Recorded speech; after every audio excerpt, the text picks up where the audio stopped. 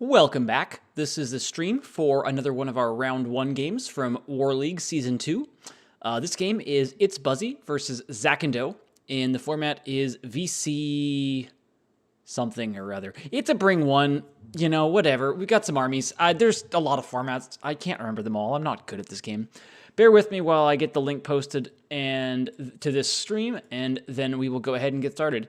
The game is about to get underway, so they're importing figures right now. I'll go through the armies in a second once they're all on actually on screen. Should be a tad bit easier there. And then we will get started. I will make the map bigger, I promise. I'm still learning this software. I think I'm not muted. That's a good thing. All right, let me see. General. Boom, there. And one more place. One more place. There.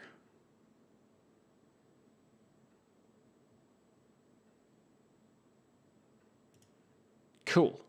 All right. So, looks like all the figures are in now, or at least most of them are. So we've got Itsbuzzi, who is on my War League team, with 4 squads of Marden Hounds and Savaris and Bull. And then we have Zackando with the Icenic army. So we've got Iron Lich, Scav, the Chain Grabbers, 1 squad of the Revenant Acolytes, and then also with Bull. Interesting matchup. Hounds were very predominant in the meta for this format when we were looking at planning for it. We ended up just running them. We ran Savaris to give us a decent tech in some versions of the mirror and some other matchups where you need to have some range. But, you know, in this particular matchup, I actually wish we didn't have Savaris. 1 more squad of Hounds would be a lot better. Savaris is absolute trash into Scav. Scav just deletes Savaris whenever he wants to. And he's not that great into Iron Lich. Yeah, you've got 9 range, but Lich on Height's going to have a lot of defense, and it's just not going to put that too many wounds on it. In terms of strategy for this matchup, the plan for our side of it was just to lead Hounds. Hopefully we don't need Savaris. If we do need Savaris, hopefully it's against like a couple life Iron Lich, and then Savaris wins that endgame. But Savaris is not going to carry this one. Kind of sad we went with Savaris instead of the extra Hounds, to be honest. In terms of the matchup specifically, I think it's a decent matchup for us. Hey, Mega. Welcome in, welcome in. I think it's a decent matchup for us. Scavarith can attack with a lot, but usually that attack is just going to be overkilling a single Hound, so that's not such a huge issue. The range on I can't talk. The Icenic army has like medium range in general. Like 5 range stuff's going on in there. Actually, let me pop open the card. Oh, what the hell did I just do? Apparently I can do things. I'm an observer. Why can't I? There we go. That's what I want to do. So Scav has the special attack with range of 4. And then if I hover, there we go.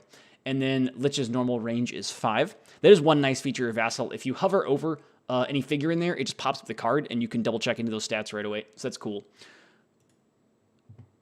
Rye guy. Well, yeah, you know, there you go. Happy to be of assistance.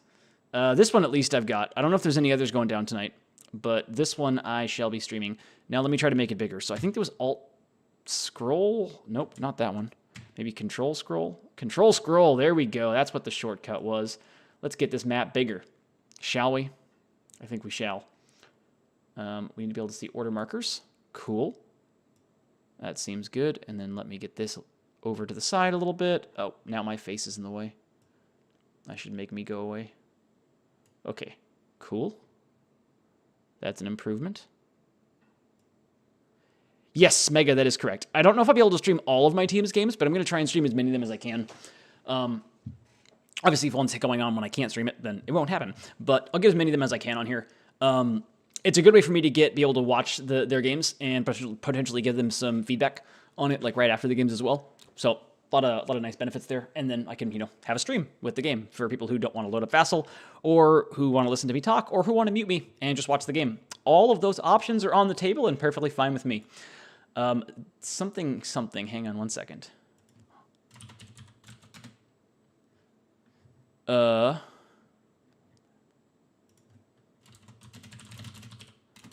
Sorry, Zach just messaged me something. I'm not sure if it's related to this game or not.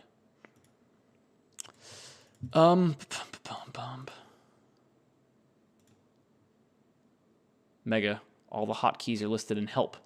That's a reasonable thing to try out. This map on Heroscape.org. That's a thing? Wait, really? Oh, cool. Oh, it just opens up the generic map tab. Okay, so almost. It doesn't quite load it up. Interesting. I didn't know you could put that link in there. That's cool. That's cool. I assume that's a Rai Guy thing. If so, that's cool. That's neat. Let's see. I don't know. Send us your feedback. Vassal User's Guide. I'm afraid to click on that. I feel like that's what Mega Silver is implying, but yeah, I'm afraid to click on that button. Vassal scares me. So we're going to not click on that button.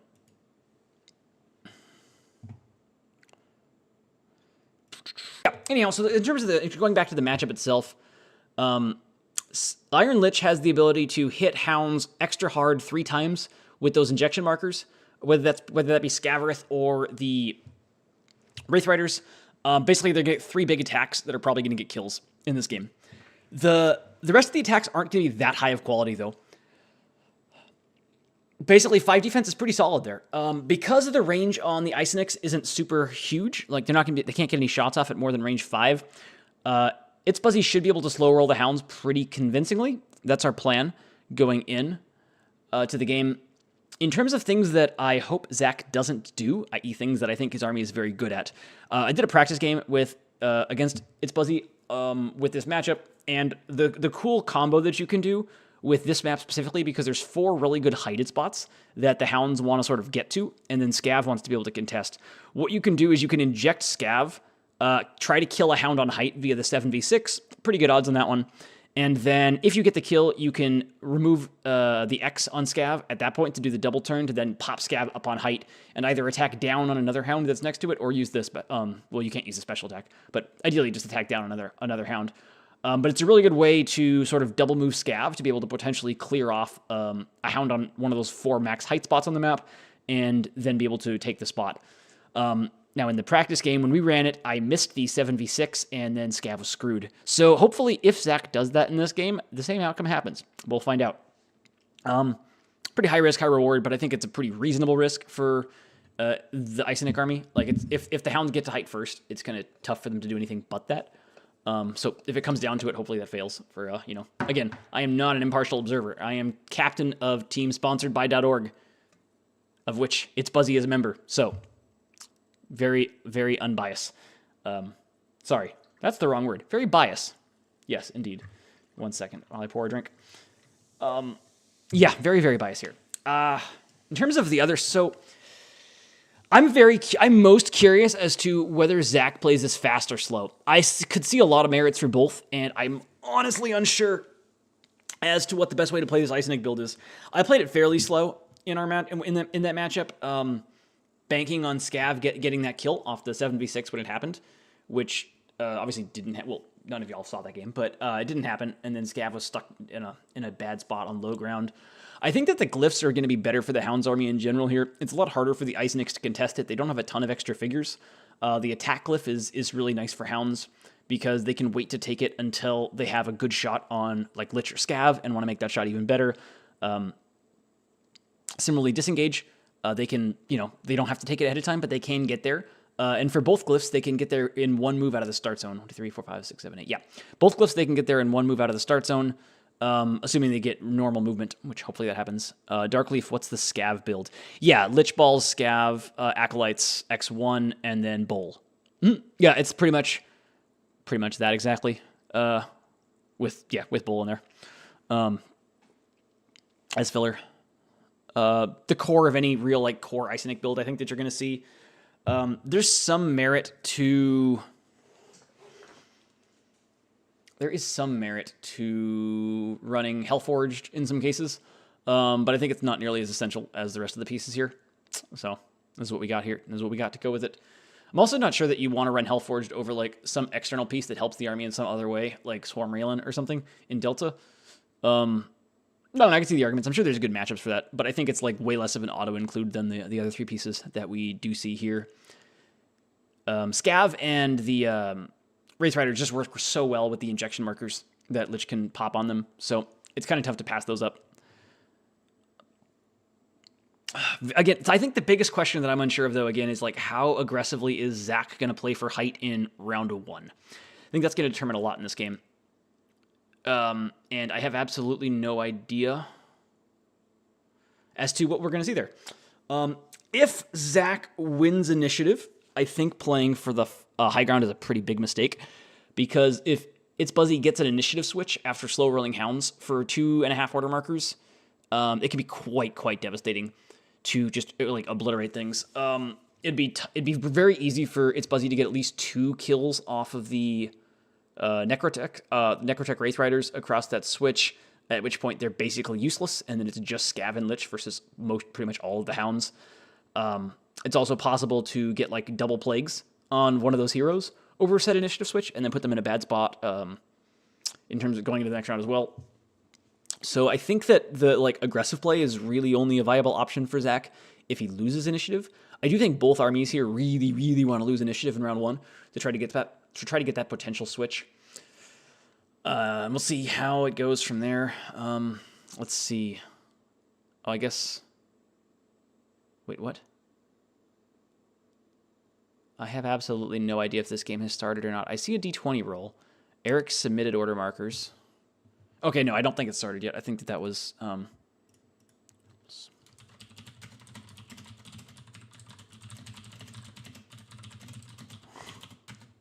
Zach's still messaging me entirely unrelated things, apparently. We got a multitasker on our hands over there. Order markers are easy in this one for both of them. Itsbuzzi might have a tougher order markers later for if he's down to like 4 hounds or something going into a round, but for the most part, just gonna be rolling hounds. I wish Savaris did more in this matchup. If Savaris could have hit the start zone on order marker 1, I think having an order marker 1 on Savaris just to get the potential double shots into Lich is like really awesome, but it's not a thing on this map, so wasn't a viable choice here.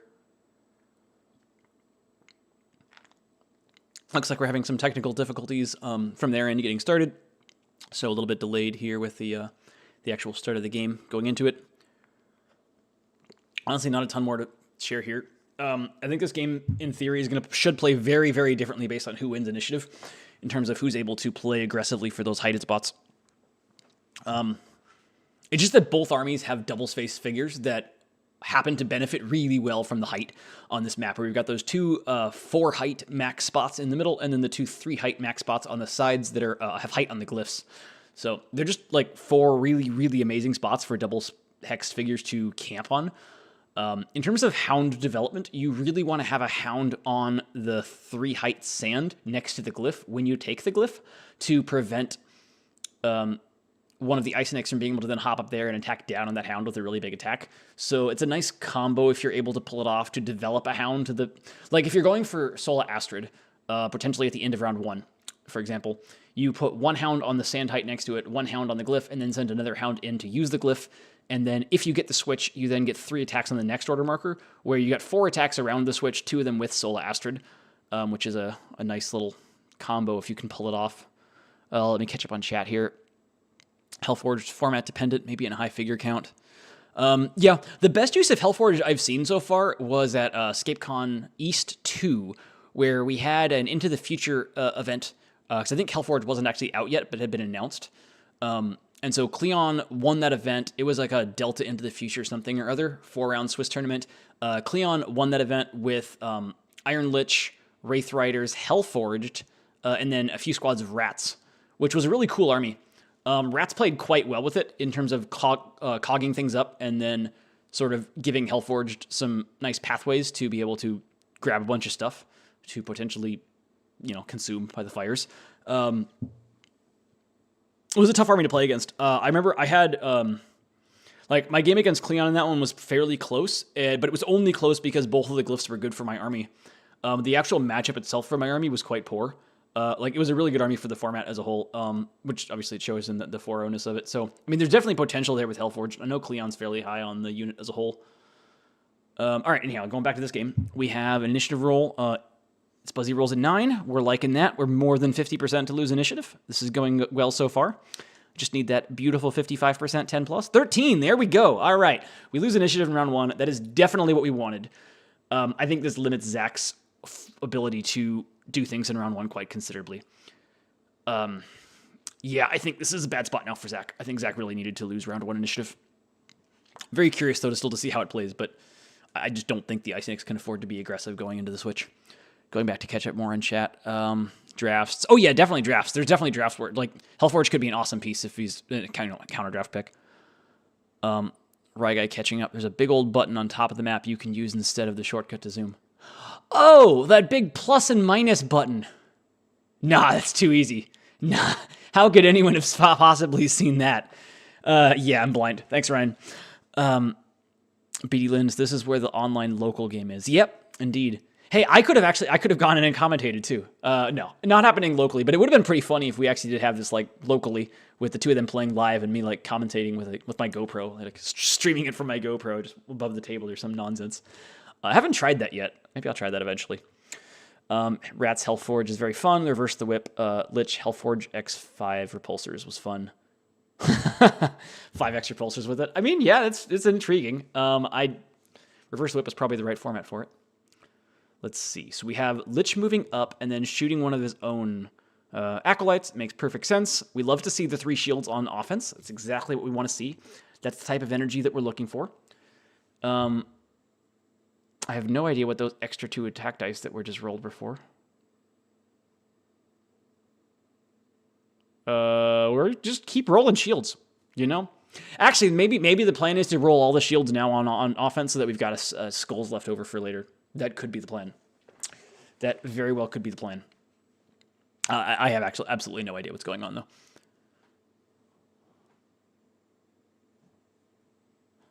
Yeah, none idea. No idea at all.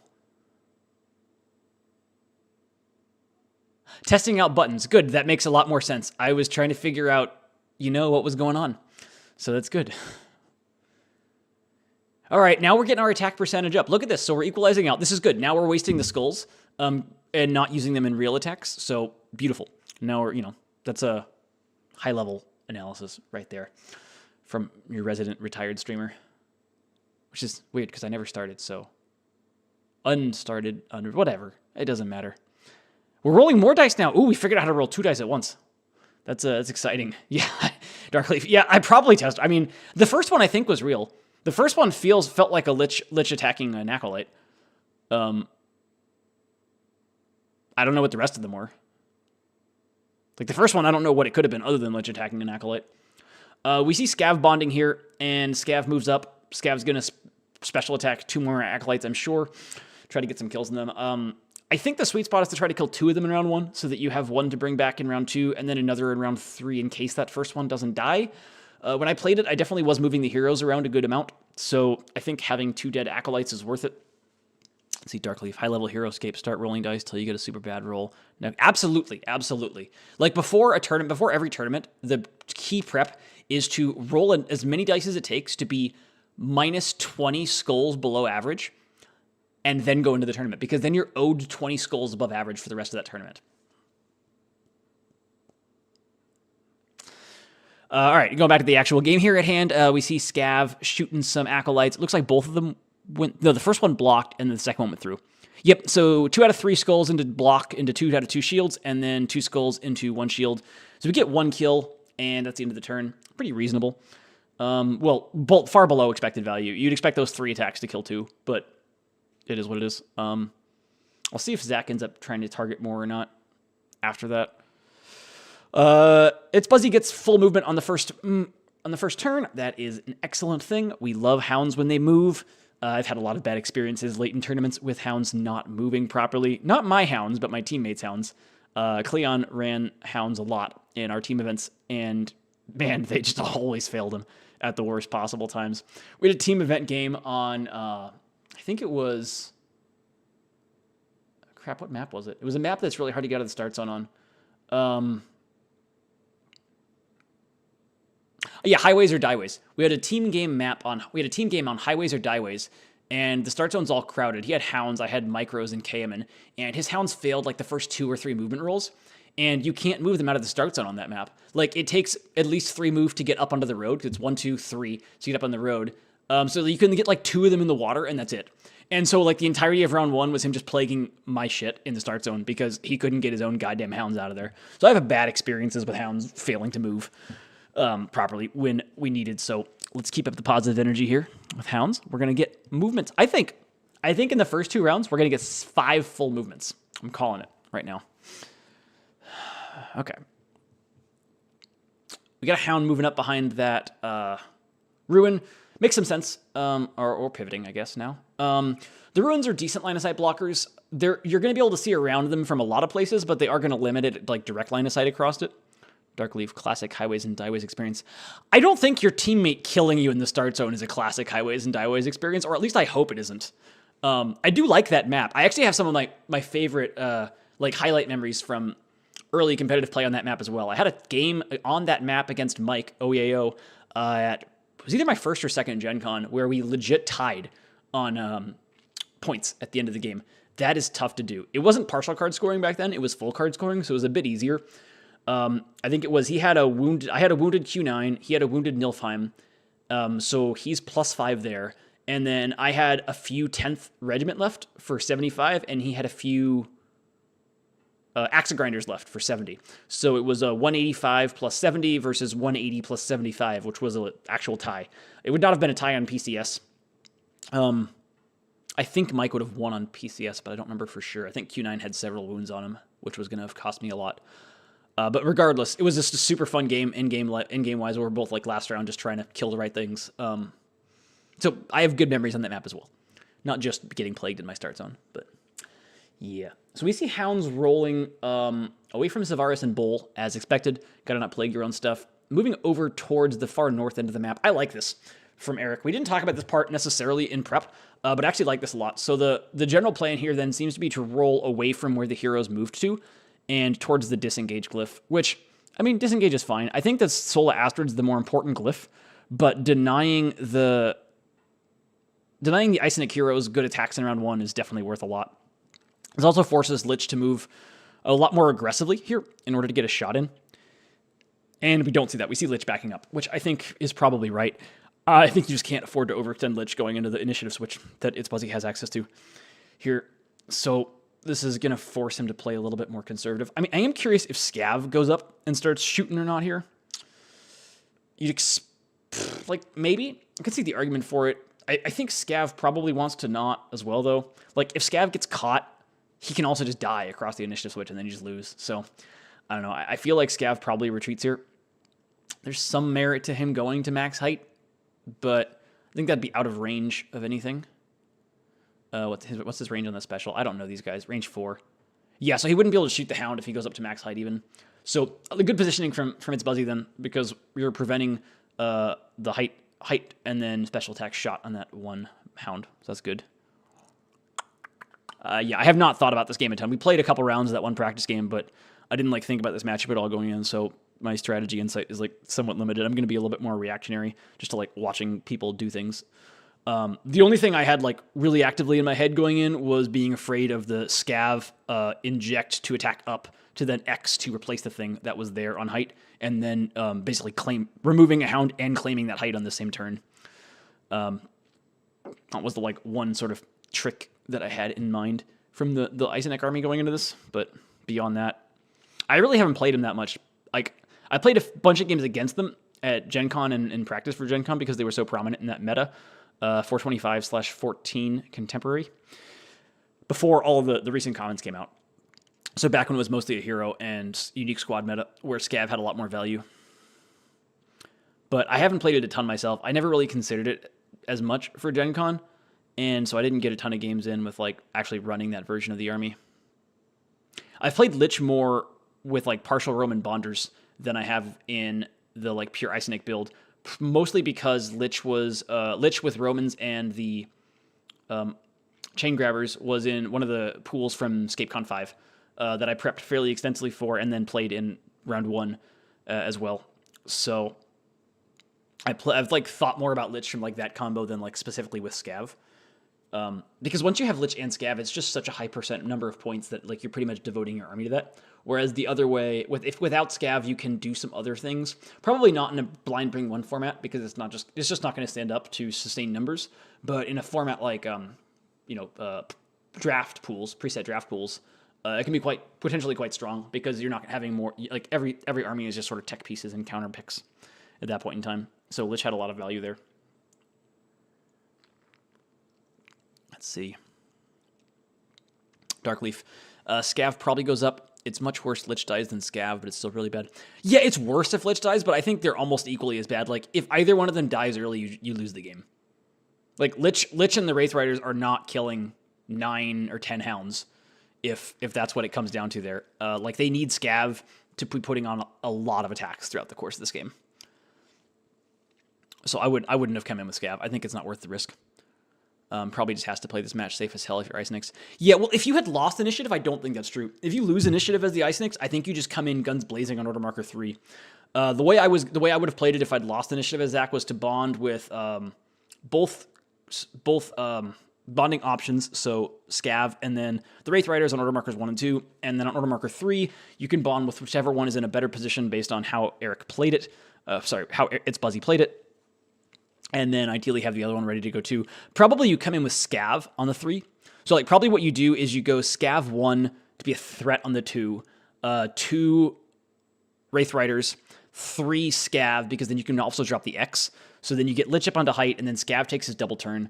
And then you've got the Wraith Riders developed so that going into the next round, they can get to... So that two things are true. 1, they're within the requisite number of spaces of Lich to be injected, and then 2, because they're already developed up onto the plateau a bit, their 8 move is then able to engage hounds in 1 move, and you don't have to develop them again. So thinking about it now, I think that's probably the play as the Ice Nix if you lose initiative in round 1, but obviously that's not the world that we're living in here, so that's not what's going to happen.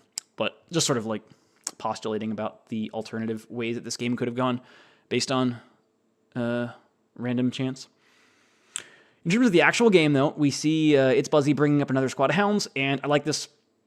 I'm not looking too carefully at the exact placements, so I don't know if I love all those decisions. I definitely like not taking the glyph yet. I don't see a reason to, well, I mean, I don't know, maybe. You know, I'm not so sure. I could be convinced. And here we see a complete retreat by the Ice Nix. Okay. I mean, I get it. Exposing Lich is scary.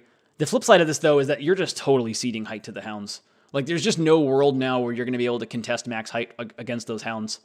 So hounds are probably just going to keep slow rolling until they're all up there, and then they can just start blasting your start zone.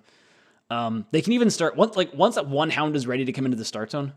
Yeah, because like when the Ice Nix are all clumped like this, it's really easy for the hounds. Ooh, we fail a movement roll. My condolences. Partial movement. It's better than nothing. So it's +3, so 4 movement this turn.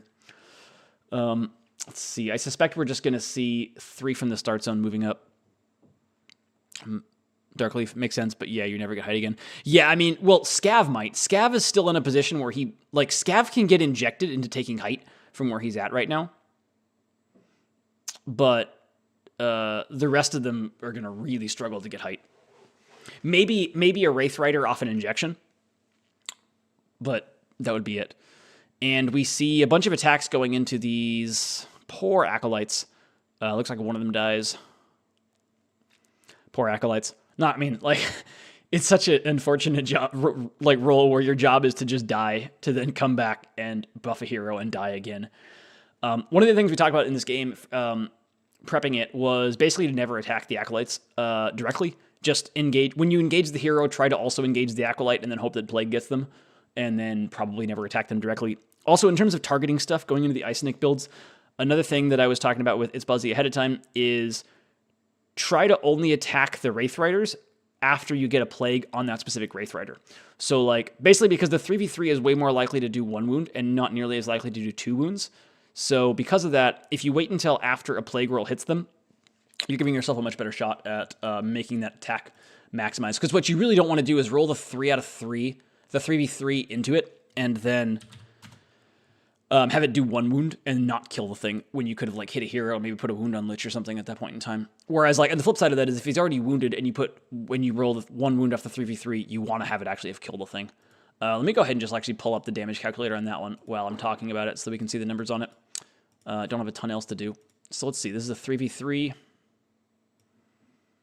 Yeah, so the 3v3, the chance of at least 1 wound is just over 50%, so that's pretty good. The chance of 2 wounds is 20%. So you're giving up about 30% of the time that you would have had a good outcome, you now don't.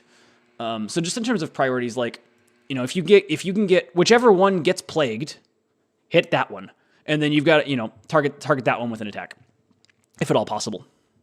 Zackando, sorry to the watchers. Zach did not watch this tutorial and is forgetting everything. Ah, I see. I think that's 10 points from Gryffindor, but that's just me. It's a good thing I'm not an admin. Oh, wait. Shit. Minor flaws. That was a mistake. Makes sense, but let's see. They really should have just made it so you can just have acolytes be dead at the start. Man, it's a risky proposition to do that actually rules-wise in Heroscape. Dead at the start isn't really a thing. I mean, I guess you could... Off the board is a thing. I guess you could word it to where it's like the same as Airborne Elite or the Glide Strikers. You probably want some of them to start on the map. You'd have to make it optional. And at that point, I mean, you definitely could make it optional. There was a tutorial. I stopped watching it after I installed it from Darkleaf. Oof, Ryguy, I hope you're not still around to be subjected to that one. I know you put a lot of effort into that one.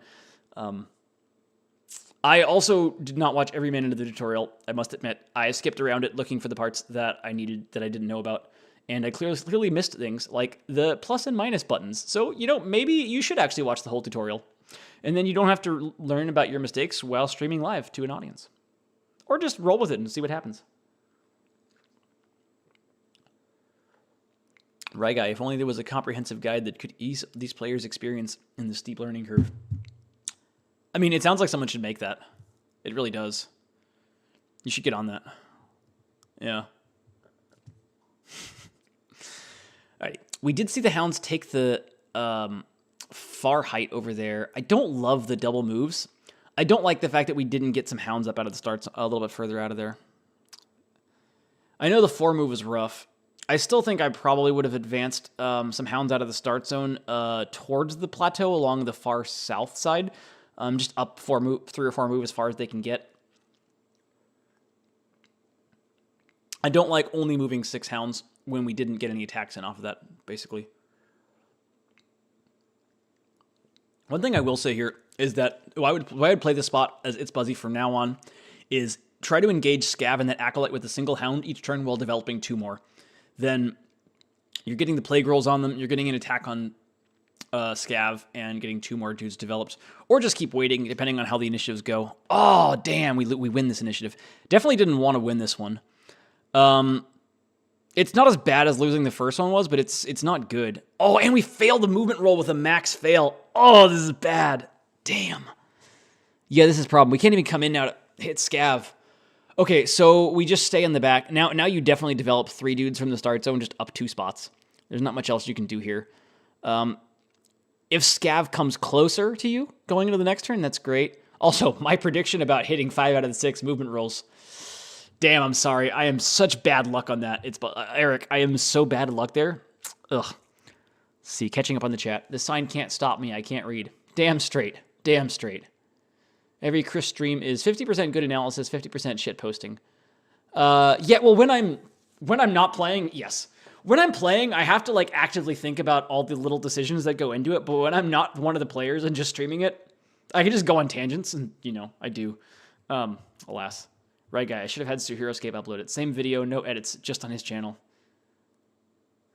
Maybe. You know, it would. He's got more subs. He's got more subs. Actually, YouTube feature, co-authors. Well, not co-authors, whatever it's called. You can actually cross-link videos from one channel to another now, and then when they look at the channel, it shows like posted by Chris Perkins and Casters of Valhalla, which Mike and I actually did for the power rankings videos. 2 power rankings? Wait, no, we did 2 videos. What were they? One was a power rankings video, and then one was something else. I do not remember. Anyhow, you can do that. You can do that now. That was a YouTube ad feature from like October or something like that. It's kind of cool. It's a good way to get like cross-channel viewers. Okay, actual game. So we did see some Hounds moving around from the start zone. Just 2 of them, though. I would probably have moved a 3rd one up out of there. But, you know, whatever. We now see Lich coming in. Lich is going to shoot up at a Hound. We're going to get a 3v6. Really hope this doesn't get a kill. If this does get the kill, 1, 2, 3, 4, 5, 6, 7, 8. Whew. All right, big block, big block. Needed that. That would have been bad. Could Scav have gotten up onto the heighted spot? I don't think so. 1, 2, 3, 4, 5, 6, 7, 8. Would have been 8 move to get up there. I think the injection is +2 on the move. So I think it's 5 + 2. Yeah, so it would just been 7 moves. So he wouldn't have been able to get up. We do get the specials. I have a feeling that Scavarith's gun is going through the ruin in its current position. But he could definitely flip around and fit legally the other direction. Oh, we blocked the 3 skulls. 3 skulls, 3 shields. Let's go. Let's go. Who needs movement if you got defense? And we get full movement now. Alrighty. What the hell do we do here? Lich is on low ground. 1, 2, 3, 4, 5, 6, 7, 8. You can get height on Lich. Man, I'm going for Lich here. I'm shipping dudes. I'm taking the attack lift and I'm sending 2 hounds in and I'm getting a 5v4 on Lich. Or at least I'm at least sending the 1 hound in. Wait, so 1, 2, 3, 4, 5, 1, 2, 3, 4, 5, 6, 7, 8. Yeah. So the hound on 3 height right now, he can come around the middle and he can engage Lich on height and also the acolyte. Plague both and then take the 5v4 on Lich. I'm taking that 5v4 on Lich every time. It's an incredible attack. We didn't take the attack lift, it looks like. Maybe we still will. Maybe we're taking height and the attack lift and then sending the other dude in. I don't hate that play either because you really want to protect the guy on height. Okay. All right. Looks good. Looks like that's the plan. I really hope that's the plan. Those are the first 2 moves. Those first 2 moves make perfect sense if you're going to then send in that 1 hound to go get the 5v4. I mean, if the 5v4 gets like 3 wounds on Lich, like shit, that's just incredible. Let's see. Darkleaf, that way it can reach the Renegade audience. I mean, look, more people better. Like, Heroscape is a great game. Let's get more players. It's an awesome game. All the audience is good audience. Most audience is good audience. More audience is good audience. We'll end with a positive note there. Regai, didn't know about the collab feature. I'm going to tag you in my next Dirty Renegade expose. The fun thing is the other channel has to approve it. So it doesn't go public as both channels until the other channel approves the request. If you are actually curious about it, I can send you a link on how to do it or whatnot later. Ask me if you're curious. But yeah, you can't tag me blindly. I have to approve it. So that's good. BD Lind, that's a ruin. I thought it was a void. Well, it might be a void after the gun's been stuck through it. Hounds go burr. Hounds do go burr sometimes. I really hope this hound is coming in to take this shot. I don't know what we're taking so long to think about here. I know, like, the downside is Scav can get up to that other heighted spot, which is not great. But, I mean, it's a 5v4 on Lich with the double plague. Like, 5v4s on Lich are amazing. 5v4s on Lich are amazing. Take the shot. Take the shot, man. Take the shot. I mean, like, I don't know. Maybe not. Maybe giving... The problem, though, is that Scav can get up there anyways, right? Like, if you don't do this, Scav does what I was saying. Okay, maybe we're going to refill it instead. So we backed out of the 1 move. It's possible that instead we're going to leave the hound on the attack lift uncovered and then recover the other hound around the north side. I don't hate that play. Yeah, that looks like what we're doing. I don't hate that either. Yeah. Let's see. 5v4s are hot. You take those. I hope they're hot. I hope they're hot. 4 out of 5 skulls, baby. 4 out of 5 skulls coming right here. I feel it. I feel it. It's kind of fun not playing. I don't have to think. I don't have to care as much. I just get to root for fun shit, you know? Like, let's go. Come on. 5v4. Plague hits. 4 out of 5 skulls. Let's go. I'm ready to celebrate it. I'm ready. Oh, God, it's going to be a 1 out of 4. It's going to be a 1 out of 5. Oh, don't think bad thoughts like that. Don't think bad thoughts. It's coming. Have faith. All right, Plaguing the Acolyte first. Plague misses the Acolyte. Plaguing Lich second. Is it a 16 or higher or a 15 or higher? Fuck, I never remember how these figures work. 16, damn it. Ah, so close. 1 out of 5, no, I did it. Oh, in the 1 skull, no. Oh, that's so bad. That's so bad. Oh, I feel like I manifested that somehow, unfortunately. God damn, that is brutal. Oh, that deserves so much better. All right, all I'm going to do is show percentages from this game now because I like showing shit off from .org. So we're going to pull up the calculator back up again. Give me a second to get it back. Oh, it feels bad. Damage calculator. What's the 5v4? What are the odds of 0 wounds on that? Like, it's got exactly 0 wounds, 32%. All right, so it's not that awful. Like, it's not. It's gonna happen. It's gonna happen. You know, it's gonna happen. Get over it. But like, man, we had 20% to get 3 wounds. 20% to get 3 wounds. We had a better shot at 2 wounds than 0 wounds. Like, come on. Also, damn it. Now things are happening that are bad for us. What just happened here? Zackando rolled 1 for 4. What the hell? Okay, so Lich took an LEA, and the LEA missed too. Man, Lich escaped this with, like, no wounds. That's crazy. Hound blocks that attack. What do you do now here? I'm kind of liking this as a Wraith Rider turn. Yeah, I like this as a Wraith Rider turn. You inject one of them, and then you get 2 or 3 attacks, depending on how greedy you want to get here, and then get them developed so that you can do another turn with them this round. Because I think your ideal round this round as the Iconix is to get 2 turns with the ball roller dudes, and then 1 turn with Scav where he gets his double attack in. Probably with 2 injections this round. Ish, give or take. Man, Lich taking no wounds there is so brutal. Plague plus the 5v4 plus the LEA, and we get no. Oh. All right, we're gonna live chain all those probabilities together. So the probability of 0 wounds was 32.06. All right, so that one had to happen. We then had to miss Plague. That's a 75%er. And then we then had to miss the LEA, which is a 50%er. Okay, look. Every time I do these, I see a number that's not unreasonable, and then I have to check myself, right? So the chance of all that happening is 12%. 12% happens a lot. So 12% outcomes, I should get over myself. 12% is a very reasonable outcome. You know? I'm just sad that was a very bad time for a 12%er to come in. Anywho, what's going on here? It looks like Scav is going to take the turn.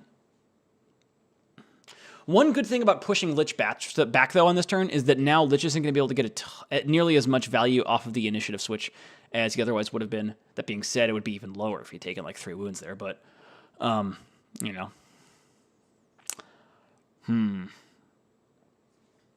So, it does look like Scav is going to take this turn. I think that you probably... I don't know. I don't know what I think.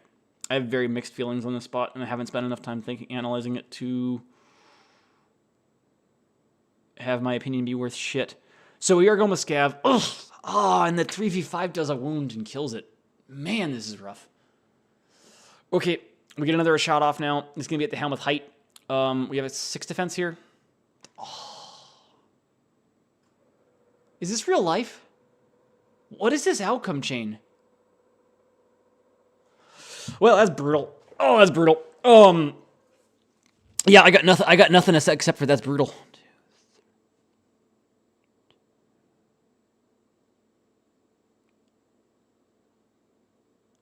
And the hound that's on the attack glyph can't even come off of it to go engage everything like you want to, because in order to do it, you have to walk in a way that the second hex of the hound lands on the glyph. Oops, I just did a signal to my stupid camera. Apparently, whatever my fingers just did was a predetermined signaler. In order for that, there's a beautiful spot in the start zone where the hound could engage Lich and 2 Wraith Riders and an Acolyte and plague them all. But it can't get there because it has to move forward a spot to do it, and in doing so, its back hex lands where its front hex was now on the glyph, and then it has to stop its movement. So in order to walk around the glyph here, you have to go back hex first, down, and then sort of step down, and then walk around the bottom of it, and that's not enough move then to get in and engage anything but just Lich. So that move is out. Damn. See what's going on. Various Discord messages.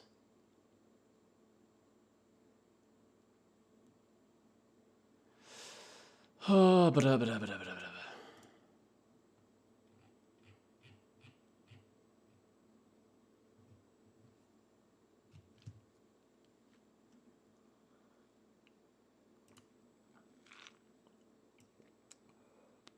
All right, let's see. Children's Dice Game strikes again. It does. It strikes with a vengeance sometimes. What do I do as Eric with the hounds? And this is actually a turn where you don't hate missing the movement. Like, we didn't get movement when we needed it, and now we got movement when we don't really need it, because I don't think you come in here. I think you back up. I think you full retreat hounds. I don't like developing into the initiative switch here. I think I back up hounds. I think I take all 3 of the forwardmost hounds and just get them back. Try to survive the initiative switch. Say, oh well, we lose 2 hounds for nothing in what should have been a much higher EV situation than that, and if it didn't work out, we back up and we try again for the next initiative switch from round 3 into round 4. Yeah, I think I do that. I think I take the... Nope, that's not what we're doing. We're bringing more hounds forward. I don't like it. I don't like this. I think we got to back up the hounds here. The problem is that the initiative switch... Like, an initiative switch can be Scav taking 4 turns with 2 injections. Everything that's forward just gets obliterated. All of it. And then you lose all the forward momentum that you had by pushing those guys forward in the first place. Jingle, do you ever run 1 off the glyph to go engage the 3 ice necks? That's what I was saying. You can't. He doesn't have the move to do it. Because in order to move in that direction, you have to step like directly left, and then your back hex lands on the glyph, and then you have to stop. So because you're a double hex figure, you have to move the back hex first in order to not land on the glyph. So you have to like move down a spot and then left a spot. And you're still on rock 2 at that point, but the bottom rock 2, and then you can move out of there into the grass, and then it's 3, 4, 5, 6, 7, 8. You need 9 move at that point to get all the way around to just engage 2 of them. 10 move at that point to engage all 3 of them. So you can't get there. I absolutely would have done that if you could have gotten there. We're coming in. We wound Scav, though. We wound Scav. We do get a wound on Scav. I mean, we also rolled 2 for 9 on offense in spots where... What was the other one? We rolled 1 for 5. We rolled 1 for 5. It was also 1 shield. Oh my god, we rolled 1 for 9, and every extra skull would have been a hit on the heroes. Wowzers. Okay. Well. Alright, well, what do you do now as Zach?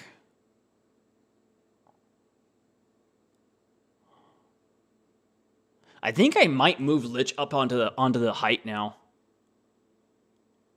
This isn't the order marker 3, is it? 1, 2... 1 on hounds. Oh, yeah, there was a no-op turn in there. I forgot about the first hound. So 1 on hounds. So this is the end of the round then. Okay, I actually dislike the forward hounds move less than I thought it did. I thought this was order marker 2. It's order marker 3. So at this point, if you win... Basically, Itsbuzzi's playing to win initiative in round 3. If he wins initiative in round 3, he's going to be able to get to Lich in force now. I do like bringing Lich up here. I think this is a reasonable decision. Oh, and it kills the hound. Damn, this is brutal. Oh, wait, why is that a 4v? Ah, he just rolled it as a 4. Okay, so it's not actually an attack of 4. He's just shortcutting it. It's an attack of 3 with a reroll, so you can shortcut that by just rolling an extra dice, and then if you roll all skulls, you take 1 away. It's the exact same probability.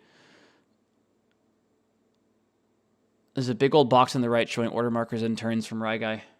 Yeah, but I can't read. How can you help me? How does that box help me if I can't read? I see Lich, Scav, Savaris. Are those even words? Is that even English? What's a Lich? What's a Scav? I don't know. Sounds like Savaris got bit by a hound and has a scab to me. That's all I read up there. Let's see. What else we got? Jacob Blecha. How goes our teammate? Our teammate's doing great. His dice are not doing so hot. If you just joined Jacob, he missed a really big shot to put a lot of wounds on Lich. And it did not pay off. And now we're injecting Scav, and Scav is going up there, and we get another one. Great. So what is that? 4 hounds for 1 wound on Scav? Yeah, we just lose. We just lose. This is awful. This is like, what, 4 hounds? We should have like 8 left. No, there must be a 5th hound in there somewhere. I only see 7 on the board. They're a bit overlapped. There must be 5 dead hounds, and I can't count. Yeah, we just lose. It's over. We just lose the game. That's unfortunate. This could have gone very differently based on that attack on Lich, but it's not the world we live in. We're going to be looking at an 0-2 hole where we have to win all 3 games on Thursday to pull this one out in round 1. Can happen. Absolutely can happen. Much better odds of that than there are of the comeback in this game, though, I'm afraid.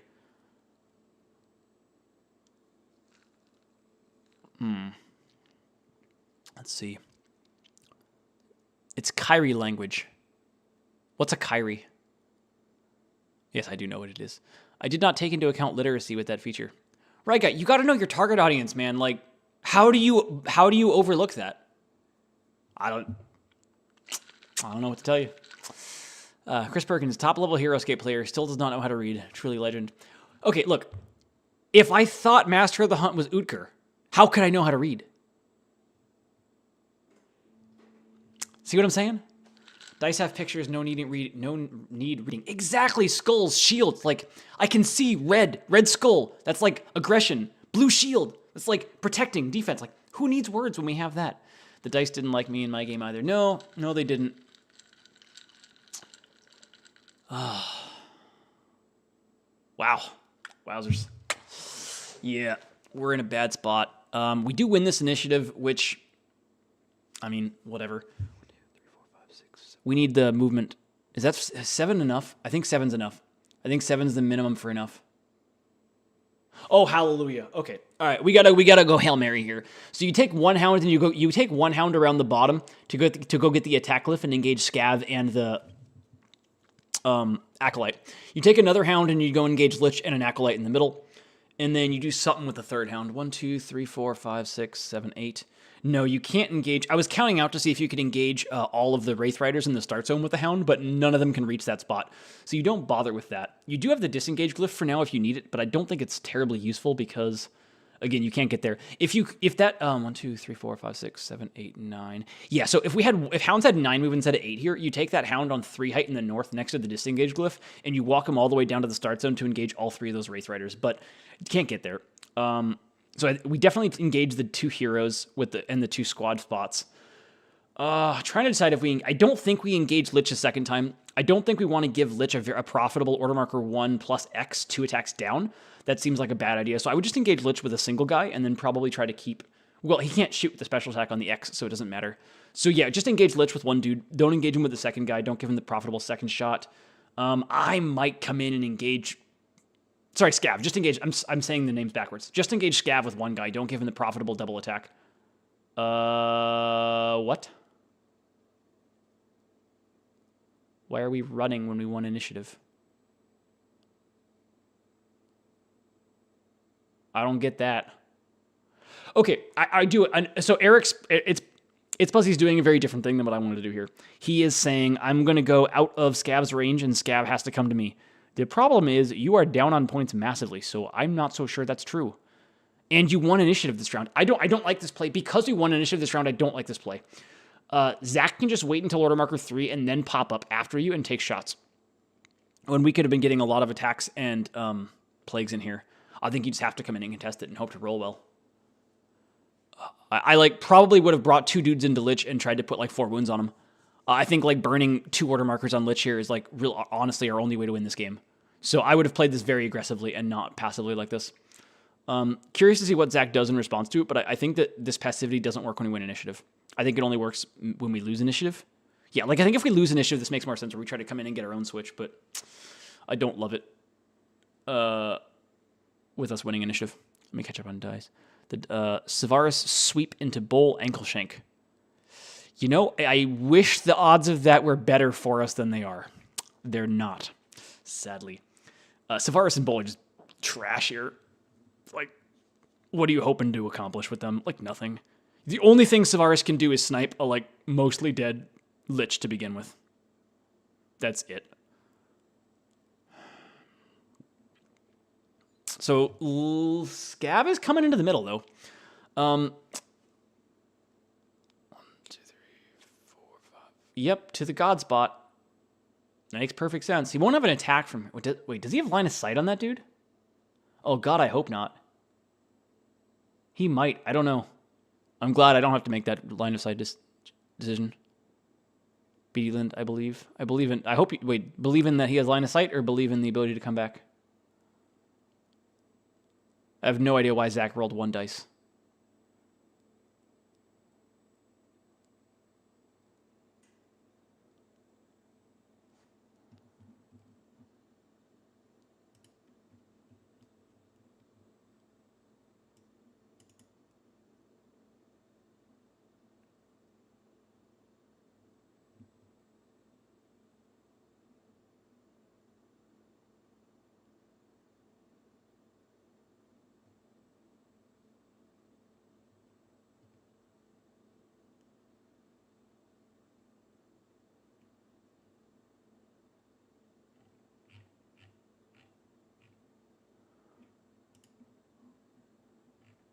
At mods, can Scav see that hound behind the rampart there? Is there a judge tag?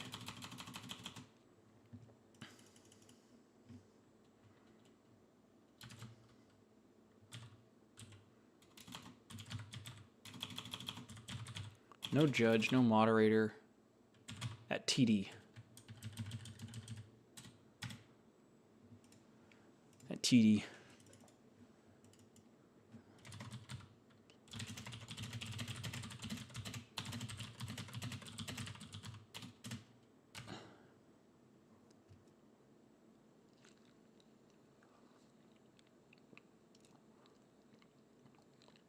Oh, Mike. We're making Mike work. That's just so cruel of us.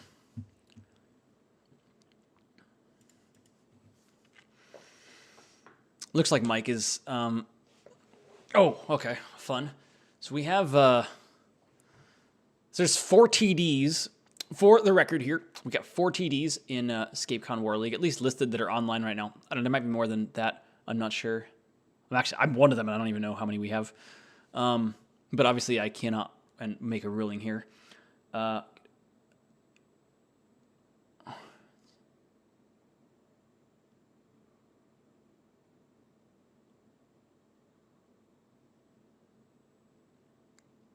Yeah, I mean, I got nothing. It's close, and I want there to be no line of sight really bad. So I like, there's no way that I have an objective opinion on this one.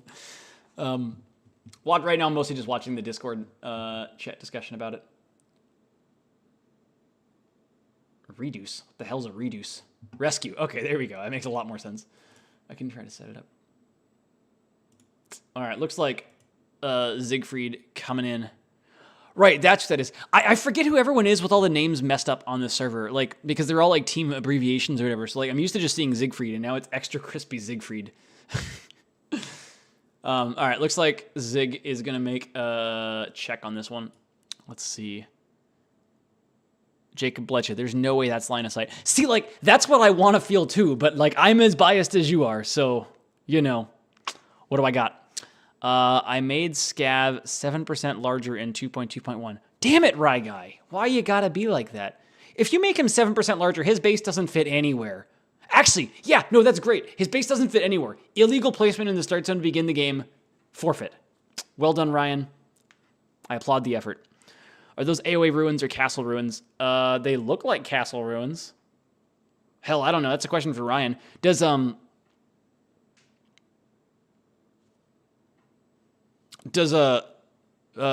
is this software? What is this software even called? It's staring me in the face and I don't know what it's called. It starts with a V. Vassal. There we go.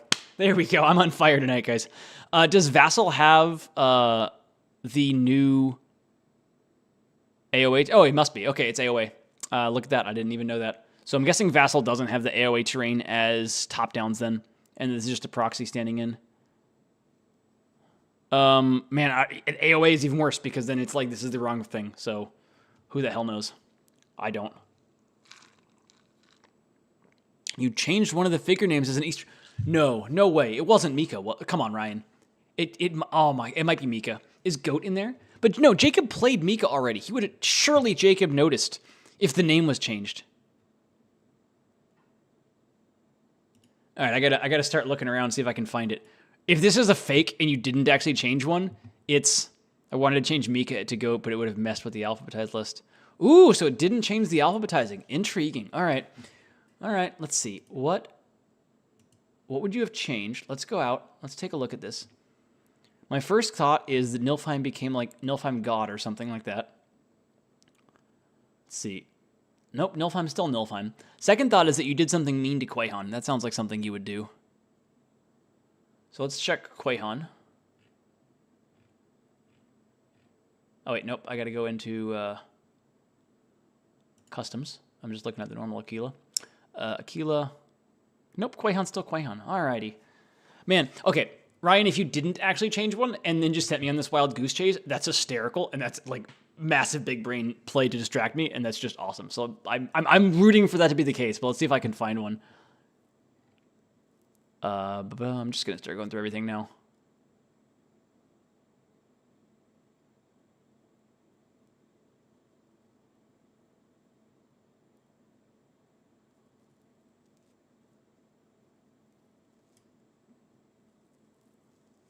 Well, I don't see her. Oh, yeah, because she's not Jandar. Duh. I was about to say I don't see Raylan AOA, but that's because she's not Jandar. Whereas the others are, because of course we needed a Raylan that wasn't Jandar. I don't see anything in the Jandar listing. We'll see.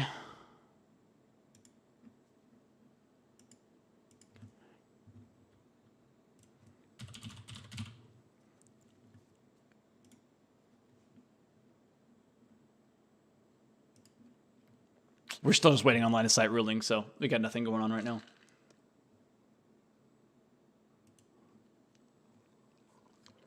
I'm going to keep looking. Easter egg reveal is probably in the tutorial. That's a good call. That's a very good call. Did anyone watch it? So we got to get on that. Let's see. Maybe Koi Hunter Nilfheim, knowing where I got. I checked, exactly. I checked. Those are the first two I checked. Didn't see one of them. They both looked fine. I didn't pull up my figures. Titus did. Okay, well, that's nice of Titus. Titus is too nice. I'll give you a hint while we wait. It's a classic figure in the Alliance. Okay, all right. That helps us out a lot. Classic, that, well, cool. I assume by classic. Yeah, cool. Easter egg reveal is probably, neither player has tomb skeletons. Yeah, weird bug. Nobody has tomb skeletons. I don't know what's going on there. Maybe tomb skeletons would have done better than hounds. Who knows? Also, Cody, Eric's problem with hounds isn't the movement rolls. It's the lack of attacks. It's rolling 5 dice and only getting 1 skull. So we've got like a whole, world of problems going on with hounds for people who are on my team. Probably should stop running them.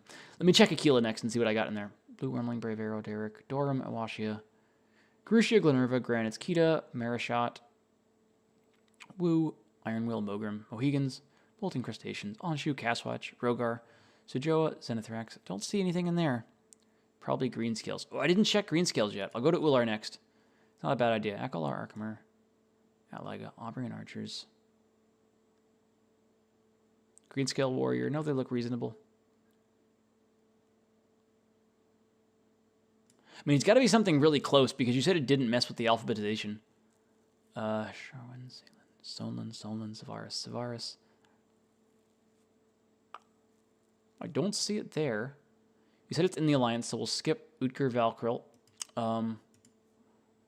Einar up next. If you have movement, you have made it. Well, the Hound did make it. It made it to exactly where it needed to go, and then it rolled 1 for 5 and missed Plague on both dudes. Like, you got to do both. You got to have movement and there. I'm on the right track. Shit, which one was on the right track? I said a lot of things, Ryan, and very few of them even made sense, so I don't know which one of them could have possibly been on the right track. All right, I'm looking at Einar now. Bursting Hive Soldiers, Kappa 1s, Crimson Widow, Crixus, Earth, Einar Imperium, Kiova, Fia, Gurioni. He lies, TSA.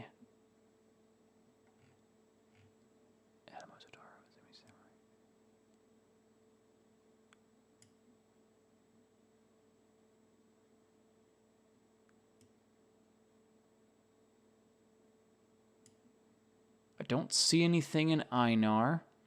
Same general as Greenscales. No, that means I missed it. Oh, that's so embarrassing.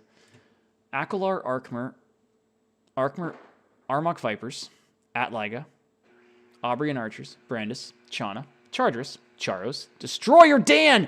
Destroyer Dan! Destroyer Dan! We found it, chat. We found it. We found the Destroyer Dan. Well met, Ryan. Well met. An excellent choice. I should have gotten there sooner. That one's on me.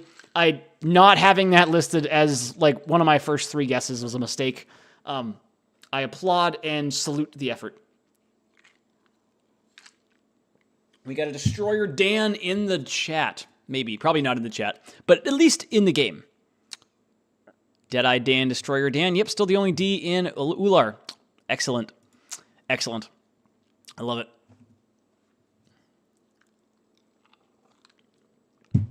Look, my team may not be able to win games, but I can win chat contests when I have infinite time to find it. Although, actually, I missed it the first time. I needed you to retell me whether it was a specific general. So, I can win chat contests when I have infinite time and somebody points me almost directly to it and just, like, throws it in my face. In those situations, I'm golden. All right, I don't know if we actually got a reveal or not. Like, probably we got a ruling. Looks like the game's actually happening. Let's go back. Siegfried says that line of sight does exist. Yeah, looking at the picture that was posted, I think that line of sight exists because it's an AoE ruin and doesn't if it's a castle ruin.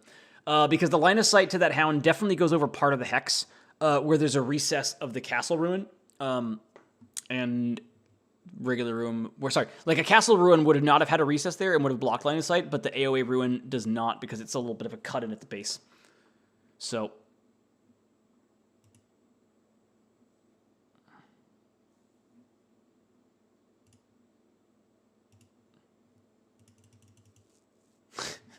That is funny. Wait, so what happened? What happened? Oh, we killed a hound? Oh, wait, no. What was the attack of 4? Wait, so Lich... What is going on? I have no idea what's going on. It looks like 2 hounds died. That's nice. So Lich moved up and shot a hound and killed it. And then Scav took a special attack and rolled 3 skulls and killed it. Seems good.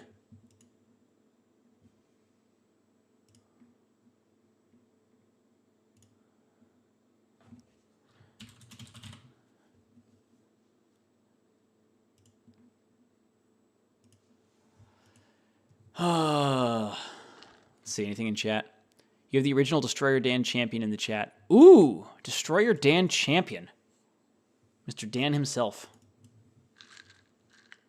Yeah, it's Castle, no way, AOA, yes. Yeah, based on that picture that Zig showed, Darkleaf, I think that's correct. Because, yeah, I think that's the right analysis. Okay, we are doing the X on Scav now, and Scav's going to come in and punch a hound.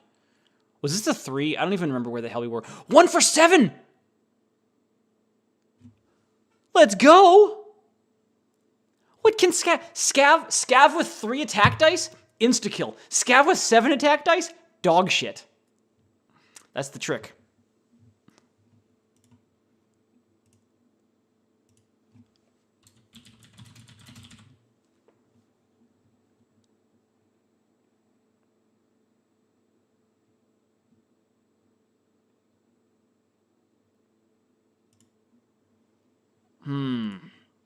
Okay, are we really that early in this round?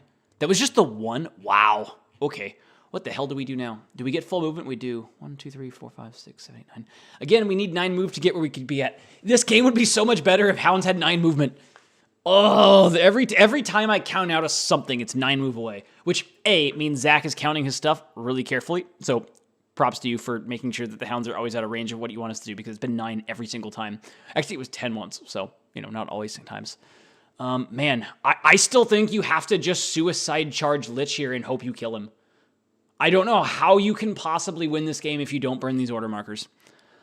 I engage Lich with 3 dudes and I try to kill him in 1 turn.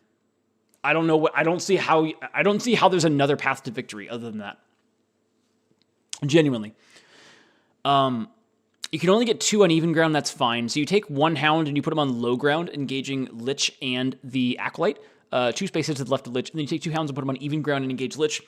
Take 2x 3v4s and 1 3v5, and pray to God you get a really good turn and just kill Lich. I don't think there's any other chances. Wolf Hunter, welcome. Welcome in. We got another teammate in the mix. Always love that. Are you cursing Itsbuzzi's rolls? It appears that I am. I might be the enemy here. But not at heart. My heart is pure and in the right place. I am fully invested in Eric's success in this game. But it appears that my presence is indeed a curse on hounds. Hounds have never done well with me being in the mix, unfortunately. Let's see if Eric's going for the Hail Mary that I think is necessary in this spot, though. No. Don't take. You have to kill Lich. You just have to kill Lich here. What the hell is the 1 for? Oh, Plague. We just engaged. No, I don't like this. I strongly dislike this. I strongly dislike this decision.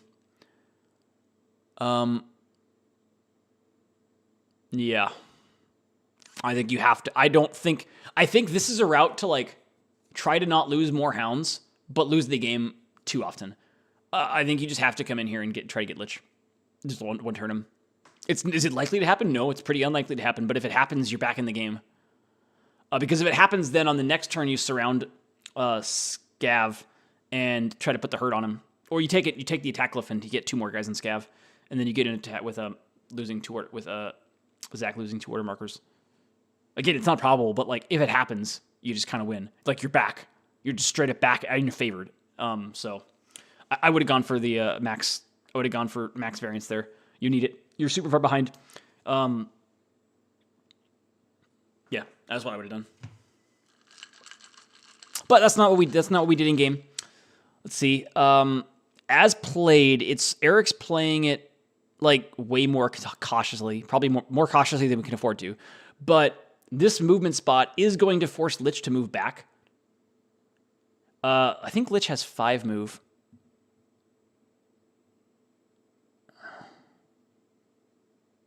Kevin Dola has joined the game as an observer. Welcome to the game, Kevin. Whether you're in chat or not, welcome. Got another person hopping into Vassal to watch this one play out. Let's see. Yeah, move a 5. So Lich would really like to be able to get to the max 3 hex sand height next to the Acolyte below him to the south, the one that's next to Sola Astrid. But he can't get there. 1, 2, 3, 1, 2. Oh yeah, he can. 1, 2, 3, 4, 5. Yeah, he can get there. I can't count. Lich should go down to that sand. Lich should go down there. Wait, no, he can just fit on max height. I'm crazy. I would actually take him even more cautiously than this. So yeah, like Lich can go there, but you're still giving a chance for like massive negative variance to happen if you're Zach. I would just keep Lich safe. I would back Lich even further up. Like I don't want Lich to be able to be engaged by more than 1 hound no matter what happens. Yeah, is this fine? Yeah, this is fine. Like, yes, you get a kill. Great, it's a good outcome. But you were allowing for like a potential tail end variance, tail end of the distribution to just like totally screw you, and you could have played against it if Lich just ran away. Like if Lich runs away instead south to where only 1 hound can engage him, you give up that attack, but you don't risk anything to Lich. I like that better. You're just lowering. You're just, trying to fully realize the spot, not give Eric the chance. Now, yeah, when you get the kill, it doesn't matter because now Lich can't die in 1 turn. So it's fine. It's not even that big of a difference in like win rate. It's probably like a tiny loss of win rate. Like maybe 0.25%. Something absurd like that. But I think you could have shaved off 0.25% of win rate right there. Now, obviously, this is better, right? Like staying and getting the kill is then better than what I was going to do. So like the state that we've arrived in is now a better route for Zach. We do inject, and this time it's going to go through. Yep, get the kill. Down to 3 hounds. GG's. GG's. GG's. This is going to be so epic when I triple stream our games on Thursday and we win all 3 of them for the comeback to win 3-2. I'm here for that. I'm here for it. It's going to be epic. Let's go. Team Spirit Raw. That's probably wrong. Whatever. It's coming. It's coming.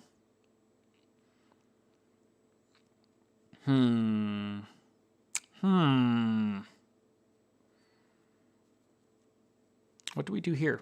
So what do we do in this game state? We forfeit and we go get lunch early so that we can get in line first for the EscapeCon buffet.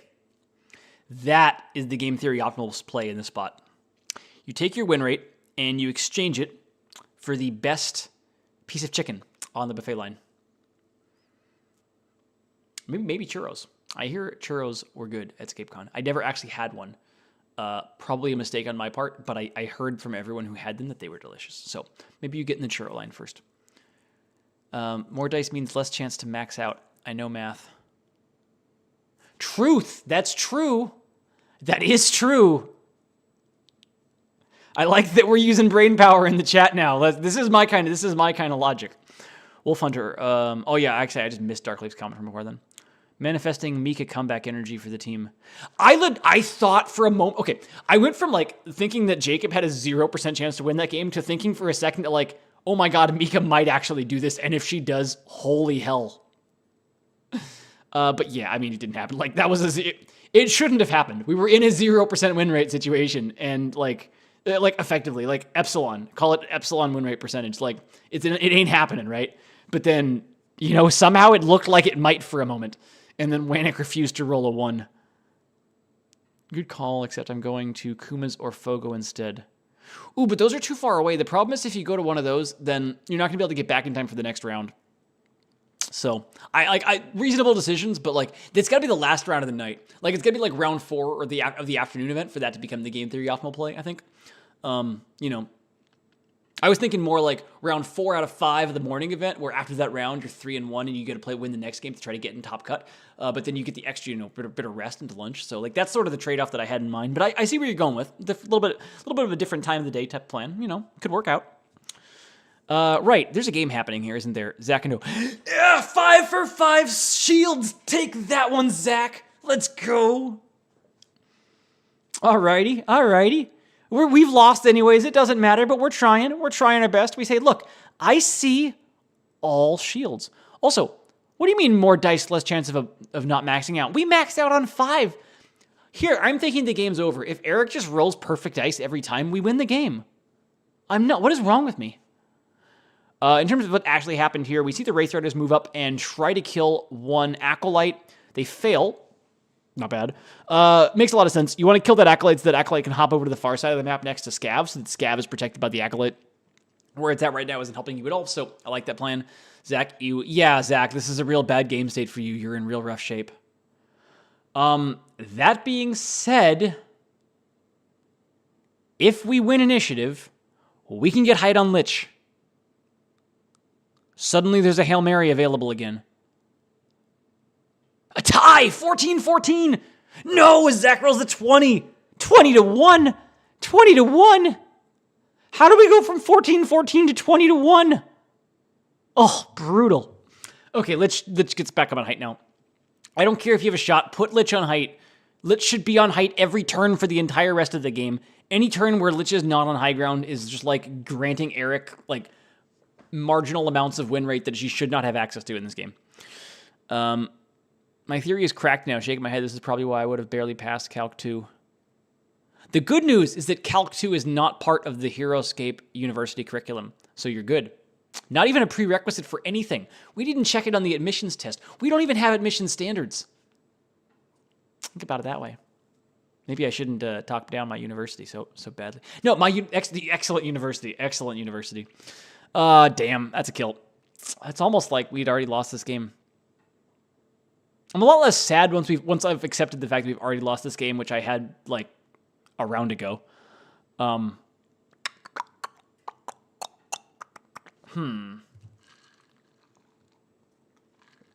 I mean, the game's over. GG's. What do we see here? We do actually have... Eric did have a bunch of order markers on Savaris. That makes sense. So Zach is overextending to try to take out Civ. Makes perfect sense. Only thing is you can't actually inject from here. So that part doesn't work out. Does engage Savaris. Reveals the X. Oh, reveals the X even though it's not going to be the Uber 7 attack and just like smack Savaris in one shot. GG's. Extra GG's, mate. Extra GG's. Well played. Well played. I mean, if the HU teacher can't read, I'm not surprised by the prereq classes. You know what? I hear the trick is to hire good staff. I have an idea and hire good people, right? The problem is I'm not sure it was a good idea, and I definitely didn't hire anybody. So my plan's really falling apart quickly here. Yeah, real problem. Well, we get one more order marker. We have one more real order marker on Hounds. The one was on Hounds. We get a chance to not get to Lich, do we? 1, 2, 3, 4, 5, 6, 7, 8. We could have gotten to Lich. No, we could have gotten to Lich. Go get Lich. It's impossible to kill him. But we could have put 5 wounds on Lich here and it'd been real styling, right? You go walk up to Lich on the glyph, you hit him with the D20, and then you go 4 for 4 and do 4 wounds on him. It would have been so stylish. Yes, it doesn't matter. Yes, the rest of it's on Bull. Wait a minute. We could see Bowl. You're right, Bowl. Bowl could just kill Lich. That'd be so dope. Hire me for Stingers 117, A Theory of Drain. Hang on. Stingers is one of the courses on the curriculum, actually. And it's not 117, but I'll tell you the number. I'll give you a little bit of a spoiler. I hope this doesn't hop up on screen. Oh, good. It didn't hop up on the stream screen. I wasn't sure where it was going to hop up to. Stingers is 133. How to play Stingers is planned to be Heroscape 133. That's the tentative plan. So there will be a Stingers. There will be a Stingers one. We'll get there. I probably won't be the one doing Stingers, but we'll see. Little potential spoiler. I am going to try and get somebody to do the Stingers video. I have someone in mind. We'll see if I can pull it off. See if I can get some guest instructors of sorts for Heroscape University to teach the courses that I am not the most qualified to teach. Ankle shank. Yeah, we're going to see it. We're going to see it. Bull go burr. I don't know if Bull does go burr, but I hope he does. I hope Bull goes in and just smacks Scav so hard. How many dice can we hit him with? 4. We can only hit him with 4 dice. This is the best spot ever for Bull, and he still just gets 4 dice. This unit is stupidly bad. Oh, my lord. Actual strategy, I do like what Zach is doing here. Zach is bringing up the Wraith Riders, taking the attack lift, and then bringing up 2 of them ready to hit Bull. This makes perfect sense. You want to have redundancy options to make sure that you can get Bull with here in case Bull does to go do something stupid like 4 for 4 on Scav. You have the Wraith Riders ready. You can inject a Wraith Rider and then hit Scav. Sorry, you can inject a Wraith Rider and then hit Bull with that. We do 3 for 4 and we put 2 wounds on him. Take that, Zach. Yes, you're winning, but we just like cut of blood. No, it's not blood, is it? I don't know. Are they like Soulborgs or are they living beings? Like, do they have blood or do they have oil? I'm not sure what we did. Either way, the man is bleeding or leaking. Depending on the man is bleeding or the machine is leaking. I don't know. Something in there. We wounded the Scavarith. It's exciting. Bull, bad Delta update 5 points. Okay, we have actually talked about having 5-point figures. The general gist is we don't want to have a 5-point figure. Adam feels pretty strong. Whatever. I'm not going to do details about that. I don't think you're going to see a 5-point Delta figure. If you're ever curious about the theoretical argument, look up a potato. Right? Look up a potato and see what the theory arguments were around that being a 5-point figure. Well, now that's just rude, Zach. Do we really need to roll 5 for 6 just for funsies? Look at that. They matched each other perfectly. We have like they lined up perfectly. We have a skull, shield, skull, extra skull, whatever. Look, we're done. We've been done for so long. This game is so over. Like, we're so screwed. But I can't stop. This problem is I don't feel like I can stop these streams during my teammates' game because, like, if I stopped a stream and they came back and won it, I would feel so terrible. So, that's fine. We'll just finish it up. We'll finish it up and lean into the absurdities of the situation and just say shit that maybe makes sense. Pretty sure they have necrotech fluid. Okay, I like that, necrotech fluid. So there's probably like a gasket in there somewhere that we just dislodged. And Bull dies. Big sad. He did do 2 wounds, though. 2 wounds to Scav is way more than his points. Bull MVP. Bull put in more points per point than any of the hounds. Yeah, any of the hounds. Not a single one of them. Yeah. Ice Snakes were originally conceived as cyborgs. Oh, good to know. Look at that. Okay. Now we get a history lesson that some of us, including me, didn't know about. There you go. Mention Doc, and he shall appear. Beatty Lind. There he goes. Yeah, he's dead. He's very dead. But he did way more than the Hounds did. Like, yeah. Okay, the Hounds did a few other wounds to Scab. But, like, Bull put in a lot of work, right? I applaud that Eric is playing this out for the team. Like, I applaud your effort, sir. Well fought. I'm glad that we didn't concede. I'm glad that we fought on as much as we can. We're plaguing everything. We hit a plague. All right. Kill that sucker. No, you know what? It doesn't matter. Hit somebody. But that evolved when Hasbro wanted a race name they could trademark. Oh. Would you look at that? That makes sense. And is also not something I would have ever thought of in a million years because that's not the way my brain thinks about Heroscape. But that makes sense, actually. Good to know. Neat. Good to learn. Middle guy is wounded. Yep. Lore 111. I hate to break it to you. The lore track is not currently planned to be offered at Heroscape University.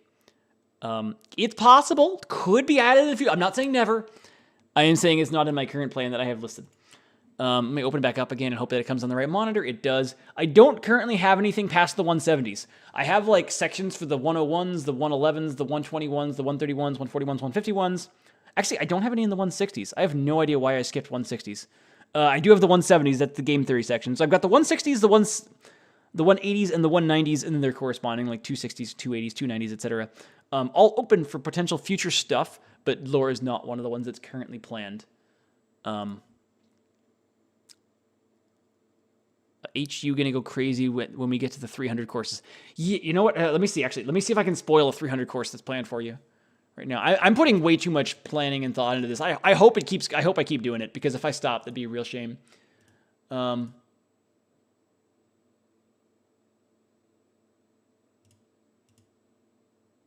can I share from the 300s? Okay, I'm not 100% certain on this one, but this is one of the ones I have planned that I think makes sense for where I've got it placed. How to lose a game, failure to plan ahead. 302. Not locking that one in stone until it's mentioned in a video, not locked in stone, but that's one of the ones that I've got listed on there. And I've got some good examples of times when I lost games that I should never have lost, as ones want to happen. So hopefully I can, come up with the good ones in that. Looks like it's actually over. Yep, GG's. Zackando lucked that ball, luck box that 5v4 to start the game. Yeah, I mean, it would have been nice if it had done something different, but it is what it is. And that is the game. So, well fought. Zach, sponsored by .org, starts out 0-2. Not a great look for the site, I gotta say. We have 2 losses more than sponsored by Battle Network does, so that's unfortunate. The good news is we have potential to have infinitely more wins than Battle Network does, so I'm going to work on that with my next game, which is coming on Thursday. I think it's Thursday at noon Eastern. Let me double check that, and then we'll get out of here. I have it on my calendar. Make sure I get the time right. Yeah, next War League game for sponsored by .org is Thursday at noon Eastern. That is going to be my game. I am playing Q9 Cutters and AOA Raylan. But before that, I'm actually playing, and I'll have another game streaming tomorrow before that. 3 p.m. tomorrow, 3 p.m. Eastern time, Wednesday, the 7th. I will be streaming my game against Kevin Dola in OHS. I get Varks. It's a 1-1 game. You love to get, the 1-1 matchup and then just see Kevin Dola right there and be like, oh, alrighty. We're going to have to put on a good fight in that one. I haven't even looked at the matchup. I'll figure that one out tomorrow. But I will be streaming tomorrow and then a lot on Thursday. So a lot of shit coming out this week. If you're still here, thank you for sticking around through my Raven